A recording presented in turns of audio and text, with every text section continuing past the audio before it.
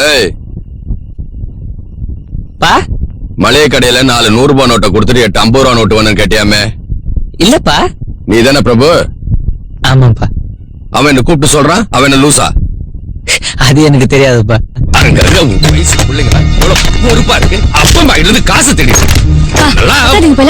உங்க அண்ணனுக்கு சப்போர்ட்டா? போடி உள்ள போடே. ஏன்டா எதுக்கு எடுத்தாலும் லூசு மாதிரி ஈனி சிரிச்சுட்டு இருக்க? இல்லப்பா, உங்களை பார்த்தா எனக்கு சிரிப்பா வருதுப்பா. பாத்தியா, சிரிப்பு சிரிப்பா வருதான். ஏன் வராது? படிப்பு முடிஞ்சு 3 வருஷம் ஆகுது, இன்னும் ஏன்டா வேலைக்கு போலன்னு கேட்காம இருக்கும் பாரு.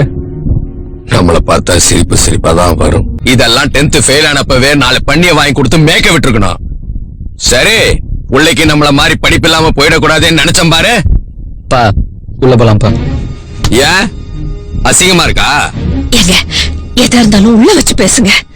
படிக்க வச்சு என்ன படிக்க வச்சீங்க? சரவண அப்பா மாதிரி MBBS படிக்க வச்சீங்க. தியாகராய காலேஜ்ல BA படிச்சேன். அவன் படிச்சான், அவங்க அப்பா படிக்க வச்சான். டேய், அவங்க அப்பா 25 லட்சம் ரூபாய் கொடுத்து சீட் வாங்கி கொடுத்தான். தோ சதீஷ், அவங்க அப்பா உனக்கு 4 தண்ணி எனக்கு துட்டு தரணும். அவனே யாரையோ புடிச்சு துட்டு குத்துக்கிறான். அடுத்த மாசம் சதீஷ்க்கு வேலை வருது. துட்டு வேணும்.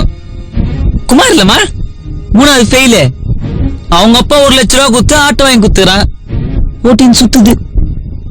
நானும் சதீஷும் ஒன்னாதான் குடிச்சிட்டு வந்தோம். இல்ல மச்சான், ஏன்டா குடிச்சிட்டு வந்தேன்னு அவங்க அப்பா கேட்கலாம்.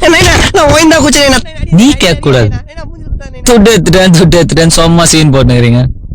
நல்லா ஒரு அப்பனா புள்ளிக்கு துட்டே கொடுக்காத லைஃபே காலி பண்ணிட்டீங்க. என்னடா எழுத்து பேசி. நான் திருப்பி அடிச்சு அந்த அவசியம் மாடும்.